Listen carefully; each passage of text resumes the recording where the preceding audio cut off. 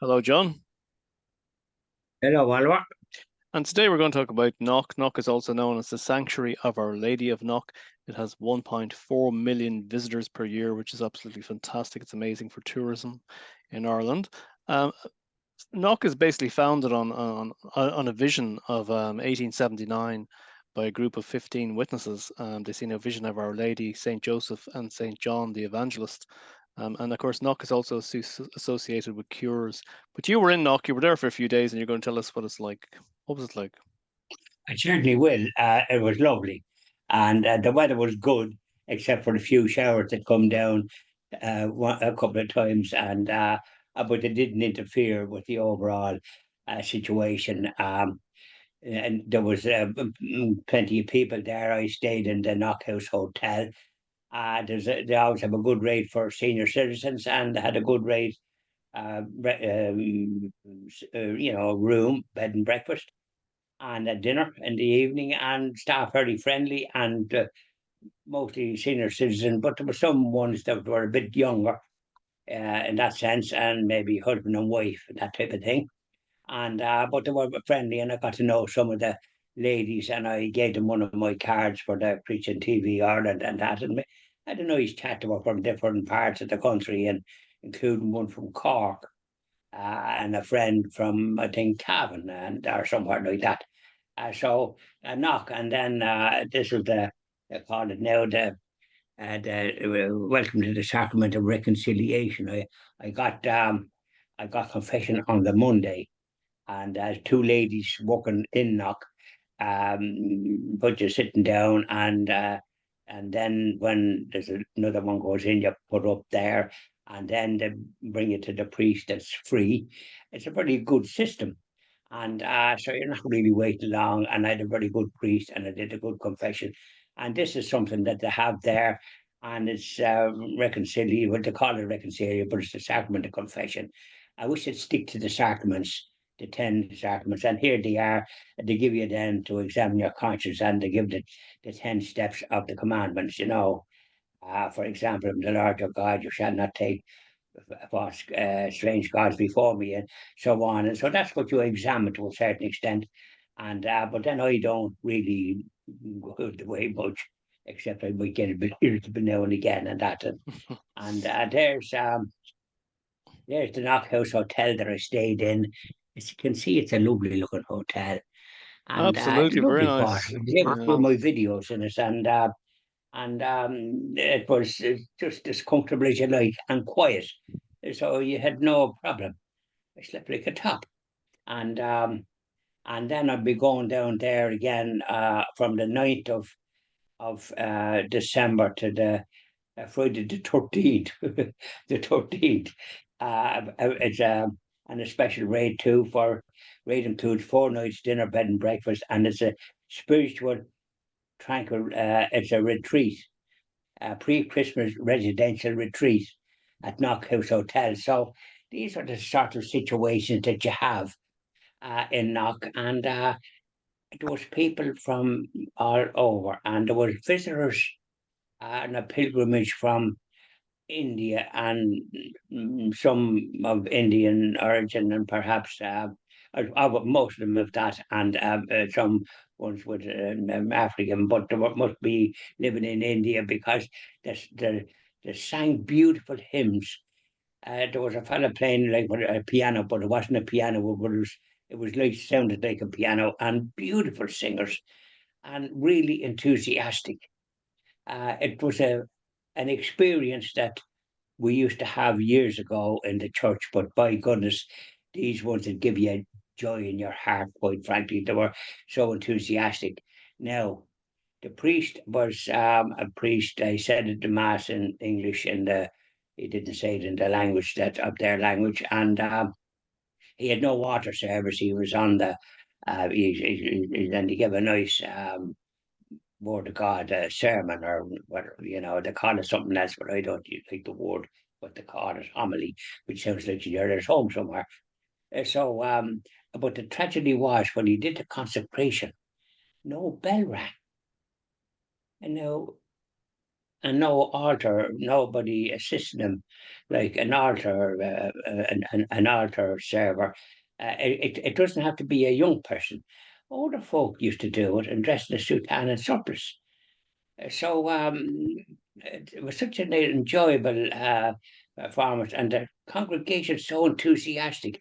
We just don't hear it in the ordinary course of events in our Catholic masses, which we should. This was something that I found lovely and inspiring. So I visited the following morning. I visited the parish office, but it's called the Shrine Office, and a few staff and a lady. She gave me her name, I think Carmel, and I mentioned about the mass I was at and the priest.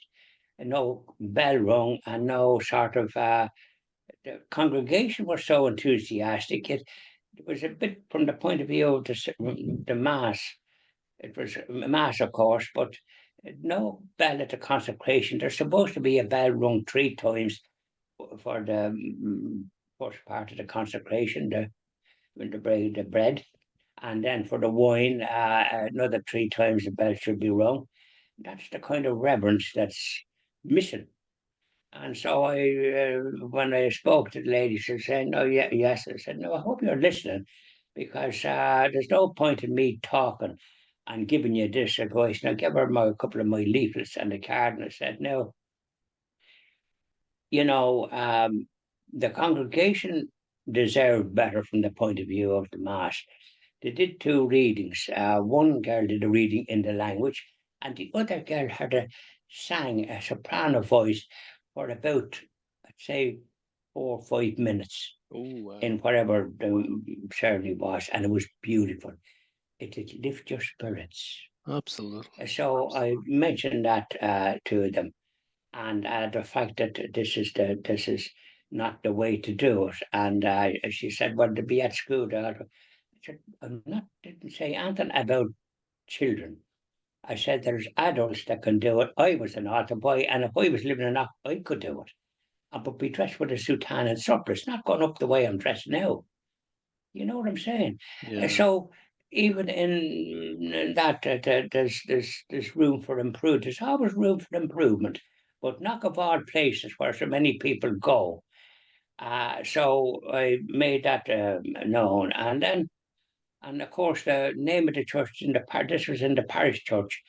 There's nothing in outside the church or in the church or anywhere that you could find out what the name of the parish church was. This was the old parish church that was there well over 100 years ago.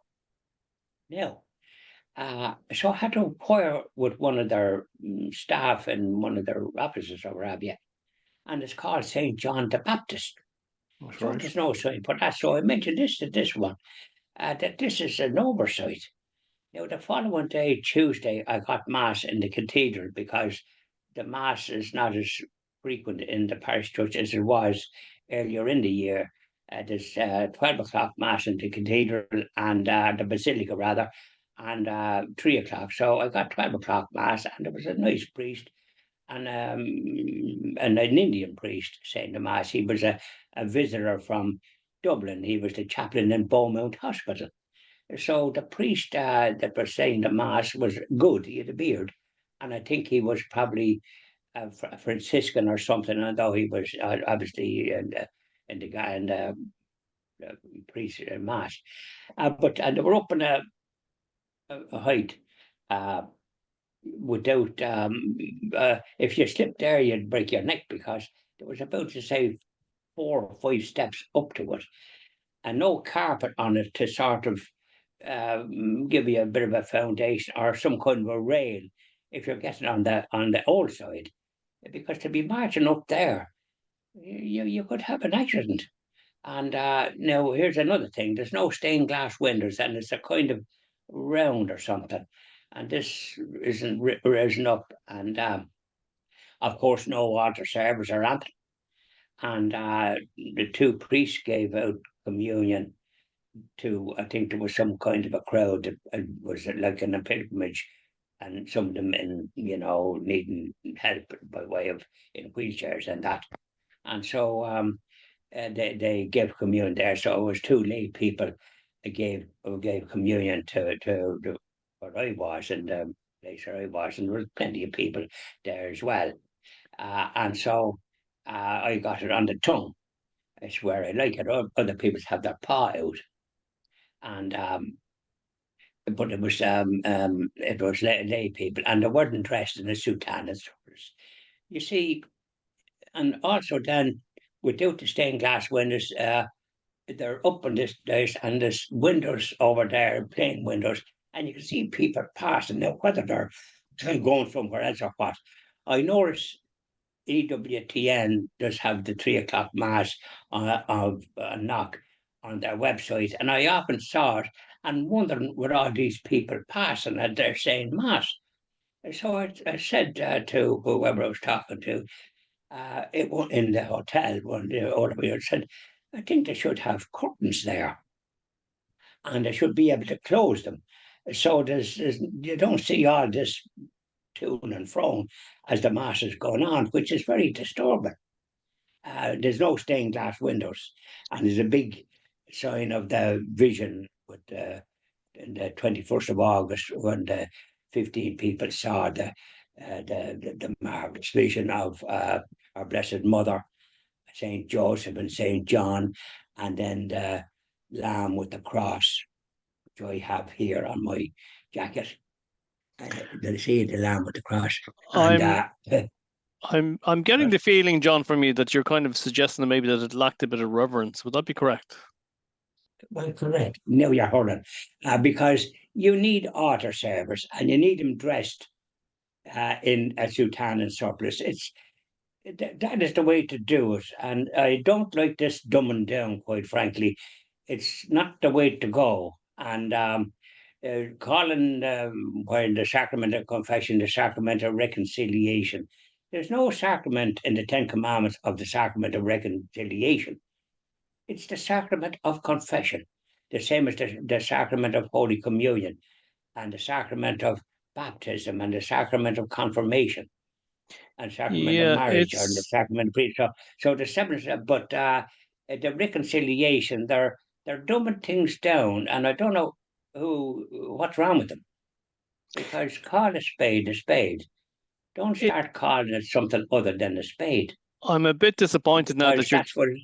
I'm a bit Eh? disappointed that I'm a bit disappointed that you're describing knock in this way because I imagined it to be totally different. This sounds like a commercial enterprise with a lack of reverence. Well, unfortunately, that is the way, in some ways, that is presented. And sometimes then, when you're going about and meditating, the next thing is there's something coming over a loudspeaker, perhaps the mass or something, or whatever.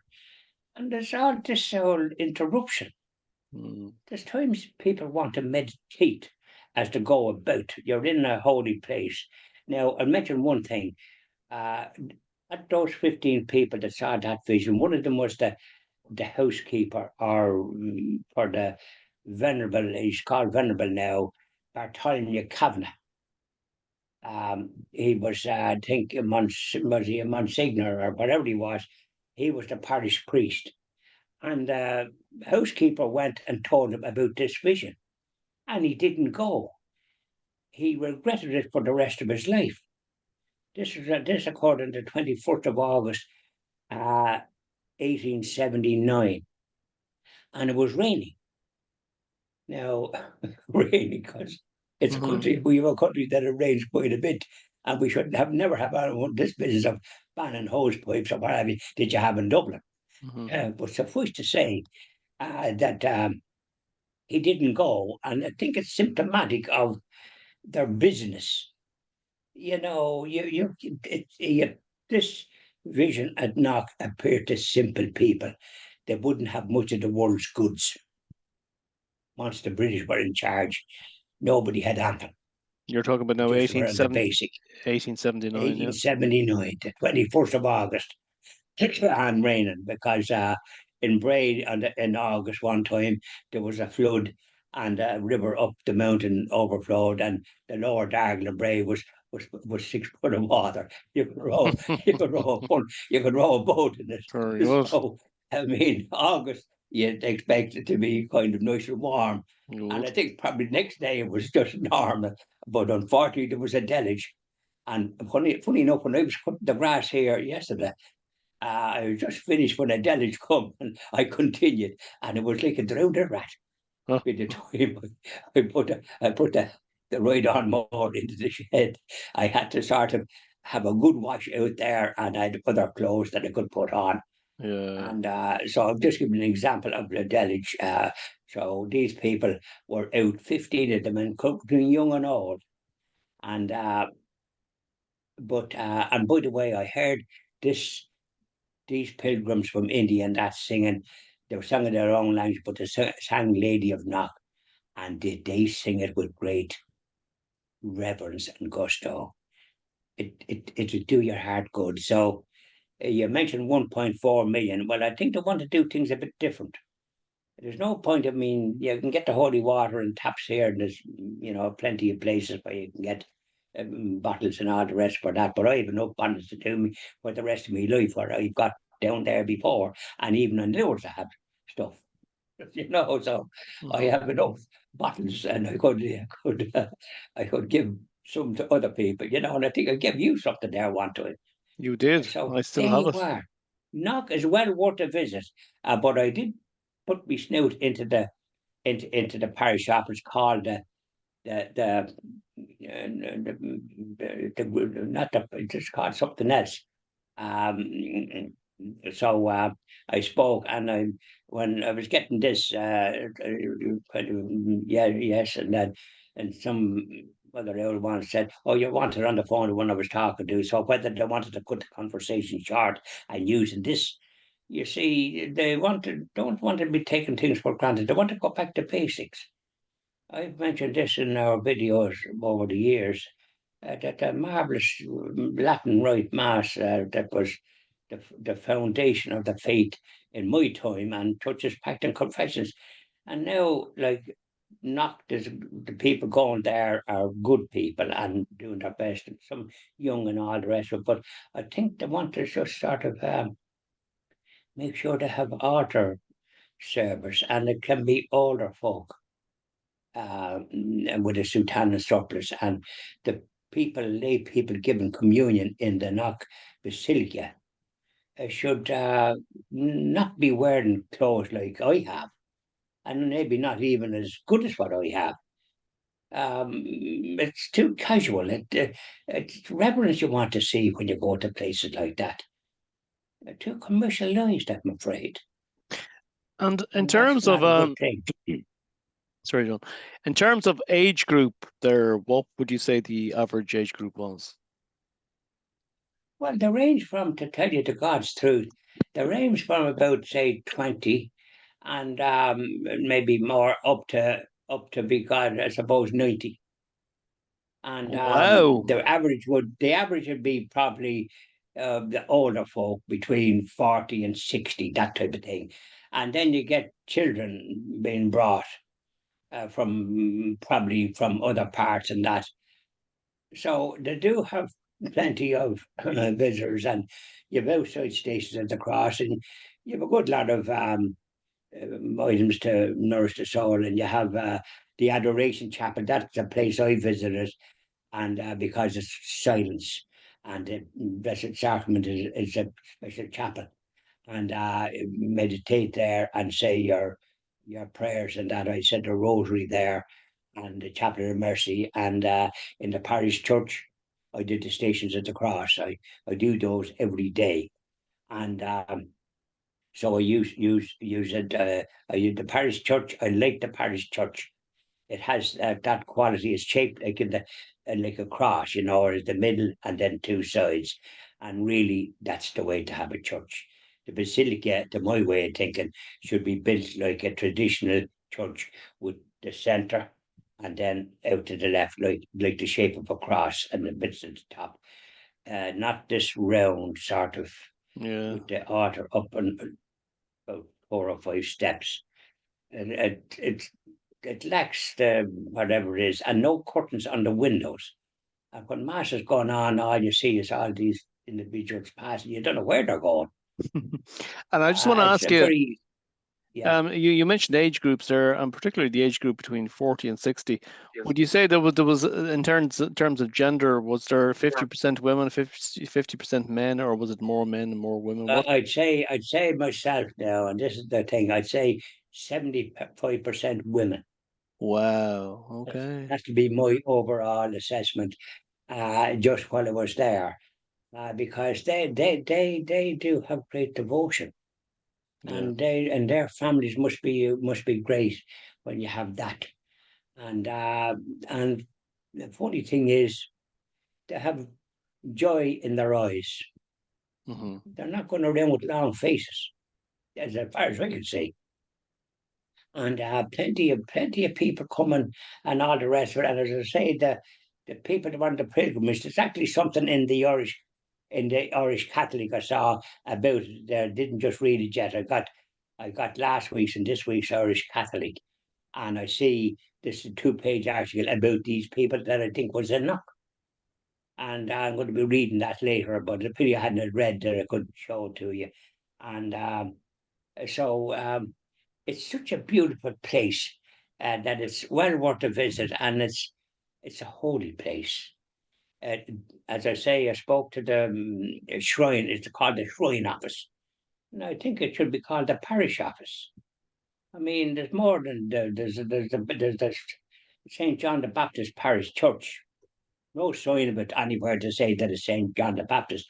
I had to find out, and the one that I asked didn't know. She had to ask somebody else. Oh my So God. that's an oversight, isn't it? It should be up in lights. This was the original Absolutely. parish.